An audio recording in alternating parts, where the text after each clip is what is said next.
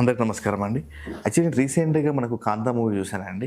ఈ మూవీ చాలా అంటే చాలా అనిపించిందండి. ఎక్కువ సోది చెప్పకుండా చెప్పేస్తున్నాను. మూవీలో మన హీరోయిన్ గారు భాగ్యశ్రీ ఉన్నారు కదా! భాగ్య గారిది యాక్టింగ్ మామూలుగా లేదండి. చించి పడేసింది. ఒక మహానటిలో మనకు 'కీర్తి సురేష్‌ని' ఎలా అనిపిస్తుందో ఆ రేంజ్‌లో అనిపిస్తుంది. ప్లస్ మన సల్మాన్ గారు హీరో గారు 'దుల్కర్ సల్మాన్' గారు ఉన్నారు కదా! వారి యాక్టింగ్ కూడా సూపర్ అండి. ఇంకోటేందంటే మనకు 'రానా' గారి యాక్టింగ్ చాలా బావుంది. 'సముద్రకని' గారి యాక్టింగ్ చాలా అనిపిచ్చింది. ఈ మూవీ చుట్టూ ఏందంటే ఒక మూవీలో ఒక మూవీ జరుగుతుంది.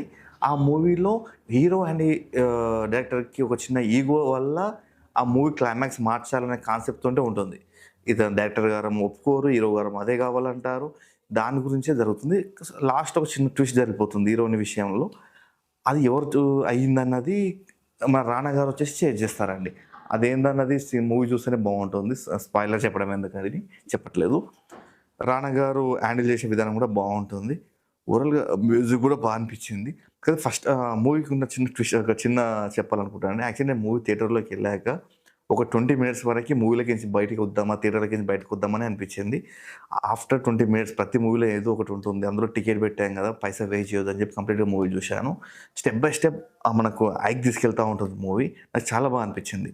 స్టార్టింగ్ నేను ఆ ఒపీనియన్‌తో నేను మూవీకి బయటికి వచ్చేసి ఉంటే అంత మంచి సినిమా మిస్ అయిపోతున్నా అనే ఫీల్ నాకైతే 100% కలుగుతుండే. బట్ చాలా అంటే చాలా బావుందండి మూవీ. నాకు చాలా నచ్చింది.